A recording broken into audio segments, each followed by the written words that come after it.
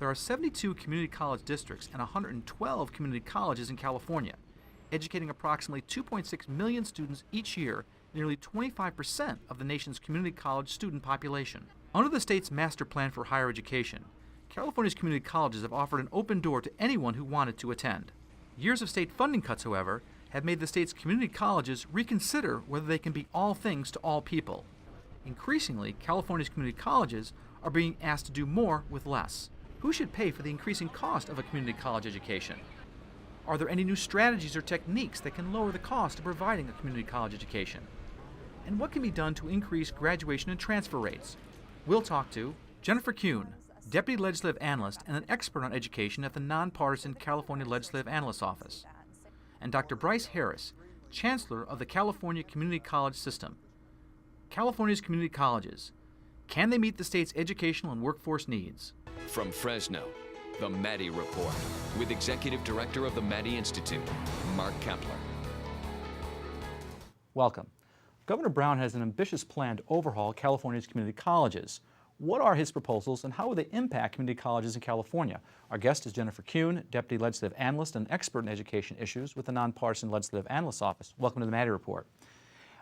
Well, first, how are California's community colleges actually funded? The community colleges receive about $6.5 billion. The majority of it, about 60%, comes from the state. About 1/3 of it comes from local property tax revenues. The remainder comes from a combination of student fee revenues, lottery proceeds, and federal funds. The bulk of it, Prop 98 funding, which is most of the state money and the local property tax revenues, goes out to colleges on a per student basis. I think a lot of people are a little bit confused about Prop 98. They usually think about that as K through 12, but it actually covers K through 14, which is the community colleges, just for clarification. The governor wants to fund community colleges based on course completions rather than enrollment. You think that idea should be rejected in favor of an alternative funding model that balances student access with student success. Why do you think that? Currently, the way the system works, the state funds a student if they're there about 1/5 of the way through the term. So the governor is responding to that and saying, well, no, we really want students to make it the whole way. But course completion is not a major problem. System-wide course completion is about 85%.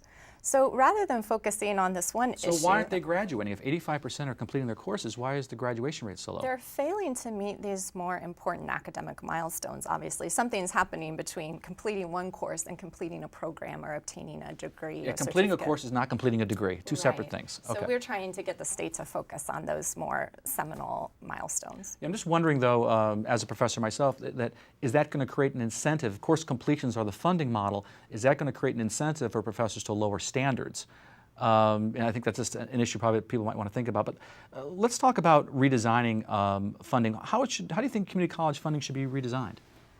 We've recommended to the legislature that they have a system that balances enrollment. So part of it is still based upon the number of students served, but then part of it is based on achieving these, again, more important milestones. So there would be multiple performance measures. They would take into account things like completing basic skills courses, completing gateway transfer courses, completing a program, getting a certificate, getting an associate's degree, and then colleges would be rewarded to the extent that they were able to achieve those goals. It sounds like you and the governor, the governor's office seem to be going in the same direction. I think we both want to shift from being purely enrollment-based to have some outcomes. We just think there could be better outcomes that the state uses. Okay, how affordable, by the way, are California community colleges? The fees are the lowest in the country. And the lowest in the country? The lowest in the country, and about half of community college students don't even have to pay that low fee. They're able to get a waiver from it. And once you take into account Cal grants, BOG fee waivers, community college students are covering about 6% of their education-related costs. In addition to that, in addition to the education portion being affordable, there are 112 colleges, 68 off-site campuses, which mean most folks can stay at home while they go to college, another way to keep college affordable. It seems that the mission of the community college has always been open access, and they're certainly, well, they seem to be meeting it. Students are only paying 6% of the cost of their education, so the taxpayer is picking up the rest. The governor has also proposed a tuition freeze for at least 1 year. Your office is not real keen on tuition freezes. You think you might better focus on things like capping state subsidized units that students can take. What do you mean by that exactly, and how would it work? Both the administration and our office think it's reasonable to set a limit on the number of units that the state will subsidize and then work through the kinds of courses that would count toward that cap. So currently, again, there is no limit. So a student could be at the community colleges for 5, 6, 7 years, and the state's still covering the cost. So the governor is saying, well, why don't we give an average student about an extra year? We think that's reasonable. And then again, thinking through, should we count courses taken in high school by examination by other providers, ones that were never originally subsidized by the state? We do think there are certain courses to include or exclude. Okay. Well, I want to thank Jennifer Kuhn from the Legislative Analyst Office for being here. When we come back, the man who's responsible for leading California's largest in the nation community college system. That conversation in a moment. This is the Maddy Report.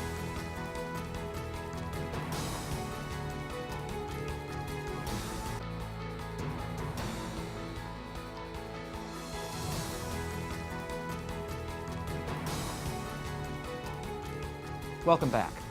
California is home to approximately 2.6 million community college students each year, nearly 25% of the nation's community college student population.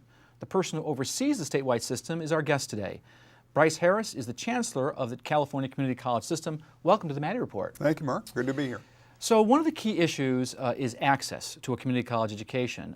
But one result of the state's open access mission and policy is to admit some unprepared or underprepared students. We have something like 90% of the incoming community college students are unprepared for math and 75% are unprepared for college-level English. So what's being done to improve college readiness of incoming community college students? Well, college readiness is a very complicated question because it involves not only recent high school graduates, which do make up a good share of our enrollment, but also folks who've been out of school for a few years and now realize they have to have more education in order to compete, or those who are adults who have been in the workforce for quite some time and now they're coming back to us. So there are a variety of reasons why about 2/3 of them come to us unprepared for college. Interestingly, if a student comes to us as a college student, they have a better than 70% chance of completing successfully. If they come to us unprepared for college, that percentage drops down nearly half. And so we have a student success initiative underway right now, and it includes a variety of activities that are designed to help students succeed, especially those who are in need of remediation and basic skills. And right now we're especially interested in connecting with K-12 through the Common Core curriculum they're installing to make sure that what students believe they need to graduate from high school matches up well with what they need to get into college. That seems to make a lot of sense. What about tuition and affordability? There's a discussion about freezing tuition at community colleges for about 1 year, but no promises really after that. Should there be a tuition freeze beyond 1 year at community colleges? Well, we believe that low fees as a public policy make a lot of sense for California. Obviously, living in California is more expensive than many of the other parts of the country, so the complete cost of education is more than just those fees. However, what we're concerned about is the sort of erratic fee policy that our students have been subjected to. The legislature actually sets our fees, and as you can imagine, in good times they actually have lowered the fees, and in times that are bad they take them up, and sometimes dramatically. And that's kind of counterintuitive. When the economy is doing poorly and people can't afford it, they're raising fees. That's exactly right. In fact, we believe a reasonable, a modest and predictable fee policy in California makes sense. Let's index fees to the cost of living and let them go up so that families and students can plan. Let me ask you this. California community college fees are among the lowest, I think the lowest in the nation. Should they be adjusted, though, to more accurately reflect the cost of a community college education? Well, again, the total cost of an education includes those living expenses, includes textbooks, so yes, our fees are low, but the complete cost of going to college is not necessarily that much lower than many other areas of the country. We don't believe it's in California's best interest to make it more difficult for students to go to college. Some would argue that students ought to be paying a greater percentage of the fees, and I think there certainly are states where that's being done, but those states tend to have a lower rate of attendance in higher education. Well, let me ask you this. There's a lot of discussion about these people called super seniors, people that, the professional student, they never want to graduate. And there's discussion about unit caps and maybe charging them more money for the courses that they take, because the state is subsidizing those classes. Do you think that we should go toward unit caps and increase tuition for those folks? And would any exceptions be made to a policy like that? Well, in fact, the Board of Governors just recently created a 100-unit cap and said that if students exceed that, they still can go to college, but they drop to the back of the line in terms of priority for registration, which makes it very difficult for them to get the courses they need. Now, the governors recommended a hard cap, and he said that if you make exceptions, then colleges, you have to pay that cost. We don't happen to believe, especially considering a number of adults who get an education and then realize they're no longer competitive in the workplace and they have to come back to college, we don't believe setting a unit cap makes sense. A few years back, the state tried a BA fee and said if you had a bachelor's degree, then you had to pay considerably higher per unit. But the research showed the very people that negatively impacted were those who needed to return to college to make themselves more competitive. Yeah, there are some statistics I saw on this, and you can correct me if I'm wrong, but I saw that 350,000 people already have 60-plus units at a community college, and 95,000 have 90 or more units, and typically it would take 60 units to graduate. So there is a large cohort there that are beyond the 60 units needed to graduate. Let me ask you this. What about open access? Do you think that mission competes with the goal of student success in community colleges? It absolutely does. If you are in an environment where you're trying to protect open access and encourage students to succeed at higher and higher rates, and you have inadequate funding, those two values are in conflict. However, they are extremely important values. You can't achieve what this country needs to achieve in terms of an educated workforce. We've fallen now in that younger quartile to 16th in the globe in terms of the percentage of our population between 24 and 34 who have a college degree, whereas the oldsters like me, we're still third in the globe. That's a trend we need to reverse. And so in order to do that, we both have to have students that are in college succeeding at higher numbers, and we have to make certain we get more people in college as well. Okay, well, when we come back, we're going to discuss the challenges of lowering the cost of providing a community college education without sacrificing quality in the process. That conversation in a moment. This is the Maddy Report.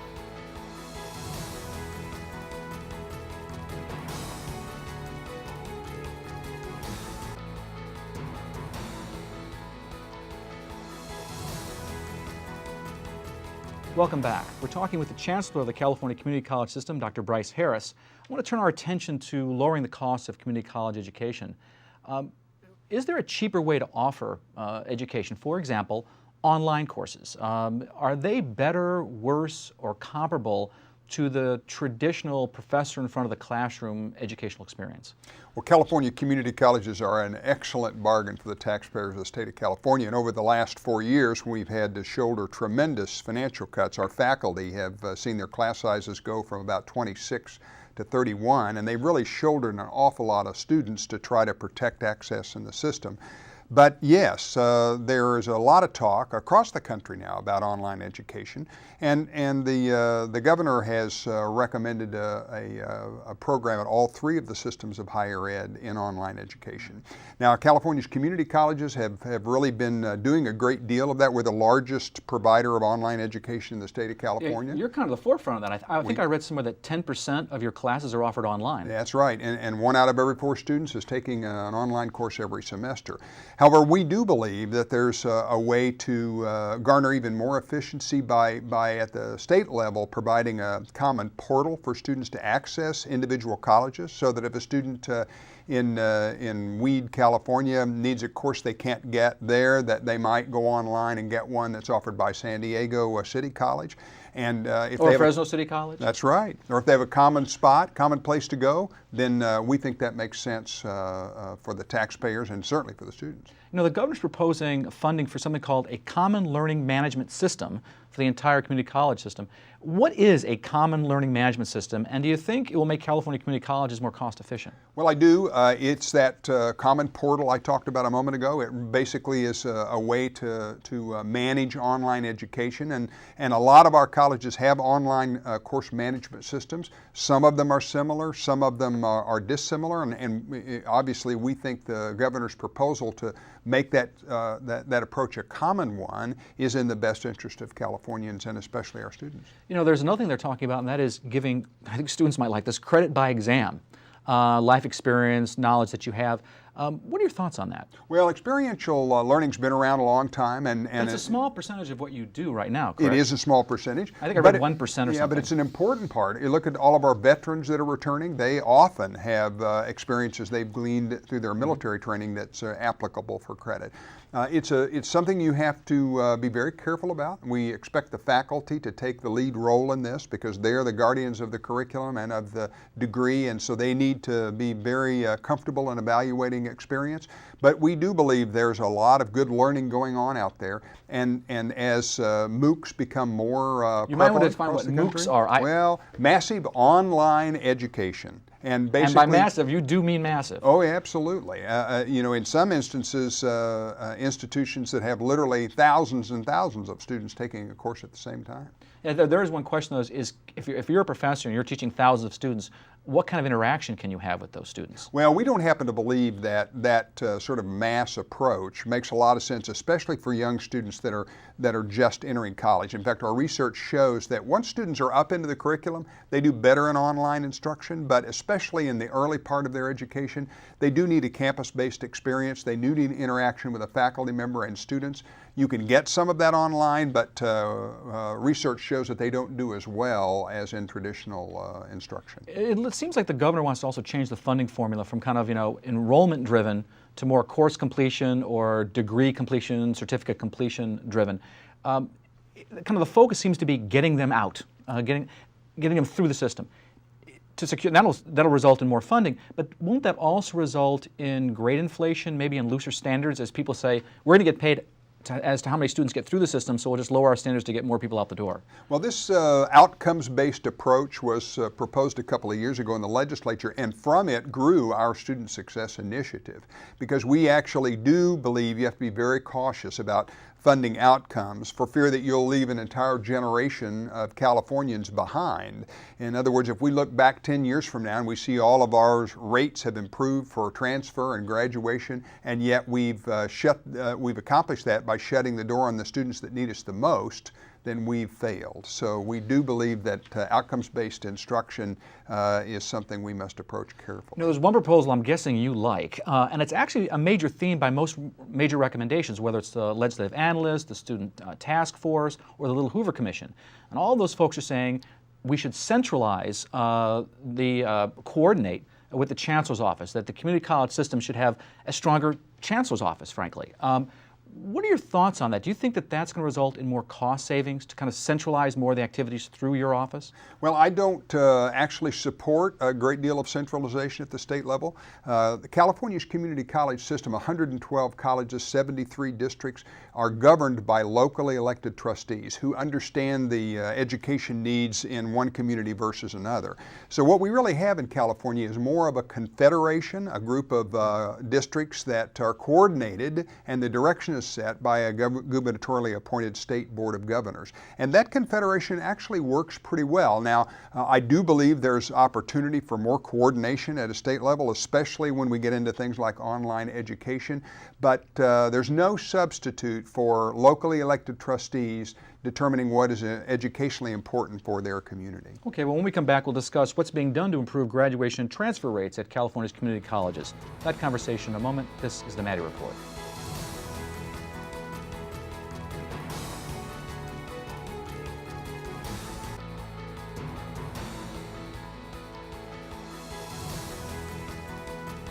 Welcome back. We're talking with the Chancellor of the California Community College System, Dr. Brice Harris.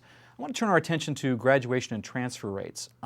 Research shows that there's nothing more important to the success of a student than the person who's standing in front of the classroom. So what are you doing to improve teaching at community colleges? We have fabulous faculty at every one of our colleges in the state. The pace of change, however, for all of us has accelerated dramatically, and that's why we are spending more energy on professional development for faculty. Certainly not as much as I think we need to ultimately, but when I entered the teaching field in 1972, my brain or my body of knowledge was good for probably a number of decades. Nowadays, unfortunately, the way things change, faculty need updating all the time. Wasn't there a categorical, a specific amount of money given for faculty development development Yes. at one time. Yes. Is And that still being given? No, unfortunately it went by the way of budget cuts. A lot of districts have maintained that at the local level, and we're certainly advocating under the dome to see that funding return. We really believe in order to have currency. Under the dome, you're talking about the state capitol. That's right. In order to have the currency with our students, we've got to have currency with our faculty. Okay, what about getting or encouraging students to complete degrees and certificates in a timely manner? What are you doing in that regard to kind of help that? Our Student Success Initiative really is focused on trying to help students understand they really do have to be more purposeful about their education. They have to set education goals. They have to move expeditiously toward those goals. Just simply hanging around college doesn't do them any good, and it certainly doesn't do the state of California any good. We need those students to complete their degrees, get into the world of work, get on to their transfer institution, and in doing that, help the state and themselves. How good is California's community college system in getting students to transfer successfully? Students that come to us prepared for college actually hit their transfer goals, become transfer ready in pretty good percentages. That's a pretty big caveat, It's though. the ones who come with remedial needs that find the greatest challenge. And so we're beginning to speak out to students and to tell them they really need to take the 11th and 12th grade year in high school seriously. They need to make certain that their math and English skills are current when they leave high school and come to community colleges, so they don't waste a lot of their time in remediation. You know, the California Master Plan for Higher Education states, quote, "A primary mission of the California community colleges is to advance California's economic growth and global competitiveness through education, training, and services that contribute to a continuous workforce improvement." So not every community college student has the goal of going on to a four-year college. Many of them are going to join the work world right after they go through the community college system. What are you doing to prepare students for the real world of work? Yeah, in fact, more than a third of our students are here for those reasons, whether it's wanting to learn mortuary science or air traffic control, whether they want to be an auto mechanic or a nurse or a firefighter. All of those are hugely important to the state of California and to our students. In many cases, we have students that are making minimum wage. They come into those programs, and within a couple of years, they get a degree. They get into emergency medicine technology, for example, and they're making $70,000, $80,000, $90,000 a year. So we have hundreds of career and occupational vocational programs at colleges up and down the state. We are the largest workforce provider, training provider in the state of California. So the return on investment that the state is making in community college, I think you would argue, is there's a pretty good return there because these students are going from minimum wage jobs to higher skilled, higher paid jobs, and therefore paying back more to the state for the rest of their careers. Absolutely, and it takes place fairly rapidly. Now we've, in the last 2 or 3 years, because of the budget, we've had to do some rationing of education. So that pathway to a degree or a certificate has slowed, but we're confident with the passage of Prop 30 and more money into higher education that we're going to add those classes back and smooth that transition, not only into career and occupational and the world of work, but to transfer as well. Let's talk about vocational training and career technical training for a second. That's increasingly important, and as you said, the community colleges are really looked to as the place where that happens. What are you doing to increase vocational and technical training? Well, we're constantly looking at new program areas. I mentioned air traffic control right here in the Sacramento region. That program was added just a couple of years ago because there was only one other way someone could learn to be an air traffic controller in the state of California. We are heavily involved in clean and green technology, not only in terms of new jobs in that area, but in greening up existing technologies. So clean and green technology has an impact even on an auto mechanic anymore because there are systems in those automobiles that didn't exist a few years back. Right. I mean, you try to tinker with an automobile these days, forget it. Right. I mean, it's very sophisticated that analysis. That's right. And so you're giving that training at community colleges. Absolutely. ASE certification programs for Ford and Chevrolet. Those are prevalent at colleges up and down the state. Yeah. We actually were talking to folks a while ago about providing funding for air quality, for improved diesel. And one of the pushbacks that we were getting from folks, from school districts, was that their mechanics didn't know how to fix those new diesel engines. So they didn't want the money for new buses. Well, and we train those mechanics out here at Mather Field right in Sacramento. They train them in Fresno and Los Angeles and San Diego. That kind of training is going on at colleges up and down the state. Well, I want to thank Dr. Brice Harris, Chancellor of the California Community College System, for joining us, as well as Deputy Legislative Analyst Jennifer Kuhn. If you'd like to stay current with state and local politics, you can sign up for our award-winning and free e-newsletter, the Maddy Daily, by logging on to our website at maddyinstitute.org. And now, another perspective. Few institutions in our state serve more people than the community college system, and almost none are under so much pressure to change. The pressure is being applied from without and from within. But if they react as they should, community colleges will emerge more responsive, and California will be better served. Community colleges serve 2.4 million students. They train 70% of the state's nurses and 80% of its firefighters, law enforcement, and emergency personnel. Many four-year graduates start at community colleges. 28% of University of California graduates and 54% of California State University graduates transferred from a community college. Community colleges are the state's largest workforce trainer, offering degrees or certificates in 175 fields, serving the business, building, technical, hospitality, agricultural, retail, and service industries. Community colleges train 25,000 apprentices every year. Community colleges represent one engine driving the state's economy. For every dollar California invests in students who graduate from college, it will receive a net return on investment of $4.50. Even with all that, community colleges know they must do better. Although half of high school graduates enter community college, fewer than half of them earn a degree or certificate. Fewer than 40% of students transfer to a four-year college. Community colleges are now trying diligently to improve student success rates. At the same time, they are coping with handicaps not of their making. Chief among them is that 70% of entering community college students are not ready for college work. And we all know that the state budget crisis hit community colleges hardest. Funding for California community colleges has been cut by $809 million, or 12%, since 2008.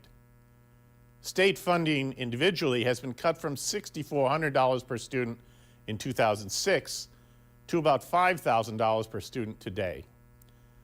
As with any large system, community college must fight against redundancy and waste and constantly revise its goals and policies. That process is occurring now, as you have heard on this program. California's Student Success Task Force was adopted last year to install systems that make community colleges more accessible, updated, and accountable. Those are important goals that every Californian should embrace. The state pays a lot for community college, but it gets a lot too. The state's 112 community colleges not only raise the level of higher education, they create skilled workers, employment, and technical and cultural contributions for their communities. Community colleges are California's everyman you, and their contributions cross all cultural, ethnic, and socioeconomic lines. Senator Ken Maddy appreciated the egalitarian approach of community colleges. It fit with his dedication to open, bipartisan action in the public sector. Education is an issue that those from any political position can embrace, and it is at its most basic at the community college level. Whether policymakers or taxpayers, Californians ought to recognize that community colleges deserve their support. They represent opportunity and hope for millions of students, and for the state we all call home. For the Maddy Report, I'm Paul Hurley. The views expressed in the Maddy Report are those of the individuals participating in the program and do not necessarily reflect those of the Maddy Institute, the California Channel, Casey, or Valley PBS. If you'd like to share your thoughts about the points and opinions shared in the Maddy Report, visit our website at valleypbs.org/Maddy. This is Mark Kepler for the Maddy Report. Thanks for joining us.